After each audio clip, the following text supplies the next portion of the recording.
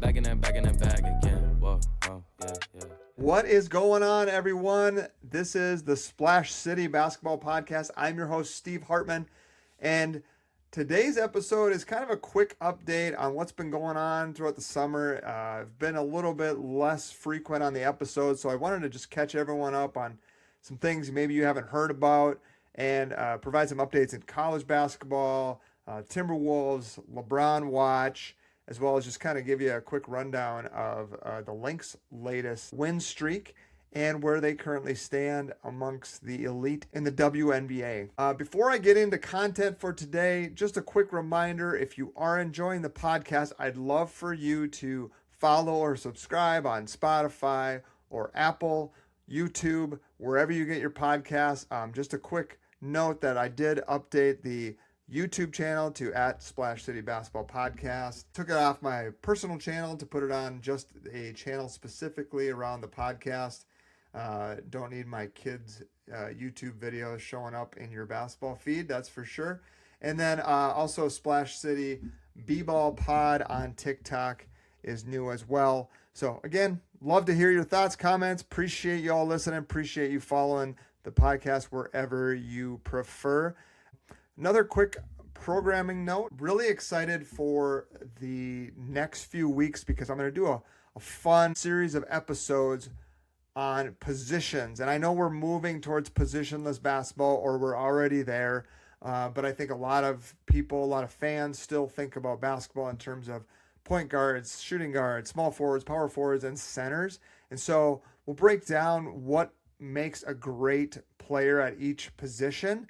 We'll talk about the 5 best at that position from the state of Minnesota, and then the all-time 5 greatest. So really excited to kick that off with point guards, and then we'll go on down the line. But some fun content here as we wrap up summer. But first, let's get into the state of college basketball as it stands Wednesday, August 5th, 2026.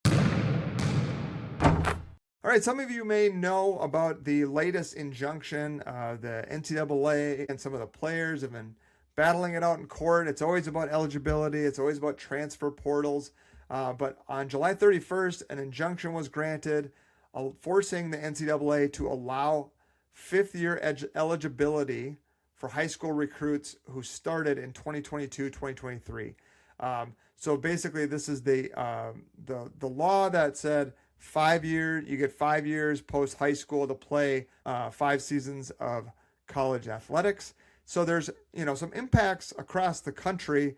Here at home, one of the plaintiffs in the case was Cade Tyson, who led the Gophers in scoring last year, tested the NBA draft, didn't make a summer league team. The challenge with Minnesota, specifically as it pertains to Cade Tyson, if he's granted his 5th year, which it appears he will be, is they already have their roster capped at 15. And most college teams do. Most college teams have their roster set. There is a max cap of 15 players. And then even if Minnesota were in the mix, there's going to be a high NIL competition for Cade Tyson. Put up some big numbers last year, proved it in one of the best, if not the best conference in college basketball. So likely not coming back to Minnesota, but he could be in the mix to play another season. Looking at the broader college hoops landscape, there's kind of 2 approaches teams are taking at this point with their roster construction, and that's either heavy transfer portal or retention. Some teams going the retention route would be in Florida. Florida preserved their front court. They kept Thomas Houck. They kept Alex Condon. They kept Ruben Chinyelu. So they will have, again, probably for the 2nd straight year, the best front court in college basketball. And then they added Denzel Aberdeen from Kentucky. So Florida is kind of the top team going into next season just based on that experience alone. But there's some returning teams who had good runs in the NCAA tournament. Also, Illinois had a lot of retention. They were able to keep Merkovic. They were able to keep Stojakovic and Tomislav Ivisic, Jake Davis, big role player for them. So Illinois got a nice team coming back. They did add a transfer from Providence that should help. Their downside or their kryptonite this year will be similar to what it was last year, and that is really quick guards, maybe a little bit smaller that can get into the paint, get past their perimeter defense. Duke is another team whose retention was key. So Duke kept Patrick Gungba, Caden Boozer returns, Caleb Foster returns, Dame Sarr returns. So Duke, last second half court shot from Braden Mullins away from going to the Final Four. Duke returns most of that team, albeit without Cam Boozer, who was player of the year. UConn's another team that had good retention, keeping Silas Demery and Braden Mullins. So they'll look to reload with what they had, supplementing with a few guys here and there. The teams who kind of are going full portal swings, changing their roster. Kentucky is one. Mark Pope was able to land Milan Momcilovic, who is one of the top players in the transfer portal this year, who shot nearly 50% from three. So Kentucky kind of had to remake their roster a little bit. Louisville made arguably the biggest total splash in the portal. They grabbed Flory Badunga out of Kansas in the transfer portal. They were able to get Varo Fulgaris from Iowa, who hit the game winner against Florida in the NCAA tournament. And then they also got Jackson Shelstad from Oregon and Carter Knox from Arkansas. So Louisville went big in the portal. Most of their starting five will probably be transfer guys. And then lastly, Texas. Texas is another one. Made a nice run in the NCAA tournament. Lost a couple guys to the draft, to the NBA, but they brought in Mikey Lewis from St. Mary's, Amari Evans from Tennessee, to go along with Modest Vokietitis, who was the big 7-foot center in the middle. But the key for them might be David Punch from TCU. So rival TCU, David Punch coming over to Texas, going to Austin. TCU won a game in the NCAA tournament, and Punch is going to bring that physicality into Austin. So, there's some of the big teams. It's interesting the changes they're making. On their retention side, one of Purdue's strengths the last few years has been their consistency with Fletcher Lawyer and Braden Smith and Trey Coppin-Wren, and all those guys are gone for the first time in 5 years. So Matt Painter is going to have to rebuild that Purdue roster a little bit. So if you're looking, from the Gophers' perspective, I'd say in the Big Ten, you got Illinois, Michigan State brings back Jeremy Fear, and most of their guards are back in East Lansing. They are replacing their front court, but Jackson Kohler is another one of those guys who was a senior last year, might have another year of eligibility. So if these players were able to put their name in the transfer portal in April, they still might get that fifth year playing, and Jackson Kohler would obviously bring a lot to Michigan State. So a lot of moving parts in college. I know that's one of the things that people don't love about college right now is the amount of turnover year after year. But there's kind of two schools of thought in college basketball and retention, and the teams that are retaining players. Minnesota is one of them, right? They bring back most of their scoring. Jalen Crocker Johnson, Isaac Osama, Bobby Durkin, Grayson Grove, Kai Shinholster. So they have 5 or 6 guys right there who played regularly big minutes for this team down the stretch. A team that was playing in the postseason. I know it wasn't the NCAA tournament or even the NIT, but they played postseason basketball. And then they were bringing over 2 guys from Michigan, familiar with the conference, and just supplementing kind of the core of what you got with a couple transfers here and there. And Malachi Palmer actually is another one that is interesting to me, from Villanova. So nice role player, physical, big wing, could be kind of a 3-and-D maybe guy. But Minnesota went with the retention route of their core guys, and then you supplement with a couple guys here and there. But Minnesota brought in 3 freshmen as well. We'll see how much they play. And if you didn't catch it, I did have a hittingthehardwood.com/Gophers blog article about the 2027 commit the Gophers got from Isaiah Santos out of Texas. 6'5", powerful wing, reminds me a lot of David Roddy, former Breck player who ended up at Colorado State under Nico Medved. The other thing in college basketball, if you weren't aware that there's a new Pac-12, so Pac-12, the historic league with Oregon and UCLA, USC, Washington, Cal, Stanford got broken up. 2 of those teams went to the ACC. 4 of those teams went to the Big Ten. The new Pac-12 has formed, and it includes Gonzaga, San Diego State, Boise State, Colorado State, Utah State, Fresno State, Texas State, Oregon State, and Washington State. So a lot of state schools there. That's a mouthful. Kind of tough to see Gonzaga leave the West Coast Conference. Obviously, it makes sense. Gonzaga's kind of had a stranglehold on that league for a long time, but gonna miss those Gonzaga, St. Mary's, Santa Clara matchups late at night on ESPN. But the West Coast Conference to replace Gonzaga is going to be adding Denver. So that's an interesting angle. Former Minnesota State Moorhead coach Berge out there in Denver. He'll be moving to the West Coast Conference along with UC San Diego and UC Santa Barbara. So just, a little shake up there, but I think, interesting things, Colorado State again connected to Nico Medved. Another Minnesota player in that league is going to be Daniel Freitag. So last year he started at Buffalo. He moves out to Oregon State.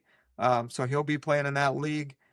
So that'll be interesting. And you got a couple guys from Minnesota on the Colorado State roster as well. So some things to keep an eye on as we move into the fall and we start getting into the college basketball training camp, quote unquote, early season practices. But again, teams are changing, players are changing, trying to keep you informed on all of that's going on, so that once we tip off the games here late October, early November, we're ready to go. Next, let's talk about the Timberwolves, the Lynx, and some other updates happening around the professional ranks. The Timberwolves are moving over to a new streaming service for their partner for the TV. They will not be on any local, TV or cable TV. Even if you have a Comcast or DirecTV, you're not going to get them. You have to buy DAZN. They're starting to build up some sports teams, streaming rights. So a couple of good things, I think, with this. The DAZN deal obviously doesn't include nationally televised games. So the Wolves should get a handful of nationally televised games. Not sure. I haven't seen that number right now, but, typically they have Anthony Edwards. They have some star power. They'll get a Lakers game. They'll get a Thunder game. Maybe they'll get a Spurs game on national TV. And so if they take those, let's call it 5 games they might get on national TV. DAZN is actually going to give you 15 free games on that platform. And so, you get 15 free games plus the national games. You could probably watch close to 20 games without paying a dime for Timberwolves basketball. But if you're a diehard and you want to catch every game, you'll have to pay for that new streaming partner. Transitioning away from that regional sports network, MSC, FSN, Bally, FanDuel, whatever it was, we're moving away. We're full streaming now for the Timberwolves TV rights. Other Timberwolves news, obviously, I'm sure all of you know LeBron made his choice going to Philadelphia to play for the 76ers. He got a 2-year deal. I posted some of my thoughts on the socials, but just to expand on that a little bit, I'm curious in a lot of ways about this, partly because I don't think even with Embiid and LeBron playing 60-plus games, I still would probably give the Knicks a leg up.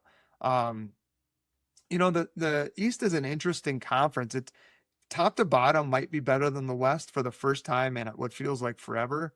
And I think about teams like, the Pacers, right? They're getting Halliburton back. They still have Siakam. They're going to be better. The Magic took a step forward. If they can stay healthy, they're pretty good. The Pistons obviously were the top seed. The Cavs were the 4 seed. So I feel like the 76ers, regardless, it's going to be a tough stretch to go through the playoffs. And when you have 2 of your players that, LeBron's been healthy through the playoffs. He doesn't have a lot of injuries that time of year. But let's say he gets 50 games and Embiid plays 40 games. You're not going to be a top 2 seed in the East probably. And so now you're going on the road and it's going to be difficult. And, I don't think Embiid is up to playing 7 playoff games. At this point, I'd take Towns over Embiid. I'd probably take OG Anunoby over LeBron in a head-to-head matchup. So then it comes down to Tyrese Maxey and Brunson. You got to give the edge to Brunson. Now Jaylen Brown is obviously probably the best player on the Sixers team at this point and presents some matchups problems for the Knicks.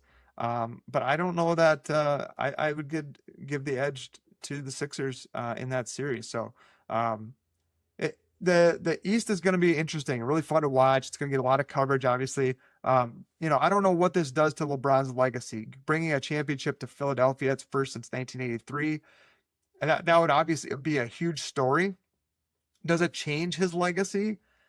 I don't really think so. I mean, he's still probably top 3 player of all time, right? If he's not the top, I know a lot of young guys, young people choose LeBron. A lot of people my generation and older probably choose Jordan or Kareem or Magic or Bird or somebody like that. But personally, and because it's my podcast, you're getting my opinion. I don't love the ring chasing. It feels, I don't want to say desperate because it's not, he doesn't need to prove anything, but it reminds me of the Gary Payton thing. Like at the end of his career, you go places to chase a ring, and LeBron doesn't need to do that. He's got his 4 rings. And so I don't really understand it. I guess, he's earned the right. He's one of the probably 2 or 3 greatest players of all time. But I also just don't really enjoy him waiting, holding out for the whole summer, getting everybody to talk about it. Like, what's he gonna do? Where's he gonna go? And to me, it just kind of turns me off a little bit to him as a player. So my guy's always Jordan. As someone who played at one place his whole career, didn't leave. I just kind of appreciate that a little bit more. So I know it's a different world today than it was back then, but that's just my thought. As far as the Wolves, I mean, I don't think they ever really had a chance to get him. It never felt like that was a real possibility. I think from a basketball standpoint, Minnesota probably was as good a fit as Philly. Philly's a great fit. That's kind of what they needed was a playmaking 4-man, and LeBron is basically that at this age, at this stage of his career. But I mean, he would have worked perfectly with the Wolves. He wouldn't have had to be the main scorer. He wouldn't have had to be the main defender on inside or on the perimeter. So it made a lot of sense. It's just, I mean, let's be honest. We knew he wasn't going to come to this market. He probably doesn't want to be here. He wants to be where there's big media, there's big attention, which is, kind of what he's done his whole career. It's Miami, it's LA, now it's Philly. And it's like, all right, we get these big rivalries with the Knicks and the Celtics, and it's going to be all the hoopla. And that's what it feels like it's about. And so I just never really felt like the Wolves were there. I've also made this argument to a few people about the Wolves. There's this feeling like, do we need another big guy, a power forward, a true power forward? Nas isn't maybe the traditional power forward, but he's 6'10", and Julius is big, strong. But I'm looking at the Knicks, and like OG Anunoby, I wouldn't consider him a traditional power forward. He's 6'8", 6'9", more of like a power wing, as we call it. And so, the Spurs also didn't run that out there. They had Champagnie or Carter Bryant playing the 4. And even the Thunder with Chet, I wouldn't call him, overly physical. So could a guy like Jaden McDaniels or Terrence Shannon Jr. guard Chet? Absolutely. And would they have advantages offensively over Chet? Absolutely. So I don't know if that's just the way the league is going, where power forward isn't really a thing anymore. And you surround a center with shooting and spacing, and that's going to be the advantage you create. But that certainly feels like the way it's going. And so, like, in that regard, I'm not worried about the Wolves. Now, the challenge for the Wolves is going to be, what if Rudy goes down and you have one big on your roster, and that's Johan Berenger, who I'm expecting a much bigger role this year, 20 minutes a night maybe. But after watching Rocco Zikarsky, he's a fun personality. His social media stuff is fun, but he ain't going to hang in the NBA in meaningful minutes. And so the Wolves are pretty thin, at that point. So that's the worry for me. Rudy's been incredibly durable. You're hoping that can be the case again, and he can play 65 plus games. But any major injury to him, and you get real thin, real small, real fast, and rebounding is going to become an issue then. But moving on, let's move over to the Lynx. Just briefly talk about the Lynx, currently on a 10-game winning streak. Just incredible, coming out of the All-Star break, looking as efficient as ever. It's funny because one of the things that Cheryl Reeves' teams usually had was this just very suffocating defense. And right now they're winning with offense. I mean, they're putting up 100 points, 90 plus points almost every night. Part of that is personnel, right? Like Olivia Miles is going to push pace. She's going to find open players. And then Fee coming back, they're just able to score a lot of points. Kayla McBride can get hot. And now Nia Coffey's moved to the bench, so now you've bolstered your bench a little bit more. There's just a lot of optimism right now. I mean, this final stretch run is going to be them getting themselves in position to be the top seed. They're 3 games clear, I think, right now of second place as of this recording. It's kind of championship or bust. This team feels like they are dominating the league. And, once those playoffs hit, we'll see what kind of matchups they get. We'll see what kind of how physical the officials let those games get, because I know that's been a hot topic over the last few years. But this Lynx team feels like they're on a mission. I think they're probably a little bit upset about how the last 2 postseason runs ended, and they got some fresh, young talent that is kind of taken them to another level. Last time we talked about Olivia Miles, it was Rookie of the Year. I want to stop and say, what about MVP candidate? Currently, she is slashing a 19.7 points, 4.7 rebounds, 5.8 assists, 1.3 steals, shooting 50% from the field and 38% from 3 on the league's best team. That feels borderline MVP-ish. And I think as we come down the stretch, barring a major setback, she's going to be in the conversation for WNBA MVP, as well as probably a unanimous Rookie of the Year at this point. So exciting stuff from the Lynx. We'll probably talk more about them as they hit the playoff run. Fun stuff there. Get over to Target Center and watch a Lynx game. All right, I teased this a little bit earlier. Upcoming 5-part series breaking down positions. What do you love about point guards? What do they got to have? What makes them great? Shooting guards, small forward, power forward, center. Each episode we'll talk about that. I'll have a different guest for each one. And then we'll talk about the 5 best from the state of Minnesota. So we'll each have a list. And then we'll talk about the all-time greats at that position. So should be fun. Thinking it'll generate a little interest from folks. I'm trying to mix a little bit of the metro with the outstate. I have a little bit of knowledge on both, but even just talking to friends, I've heard names that I didn't know about that they said, man, these guys were amazing. So excited to talk about that upcoming very soon. So make sure you check out that episode as well. Appreciate you listening to today's episode. We'll be coming to you shortly with that positional breakdown series. But until then, follow, subscribe, hit me up on social media, and just enjoy the rest of your summer. Thank you all for listening. I'm Steve Hartman, and this has been the Splash City Basketball Podcast.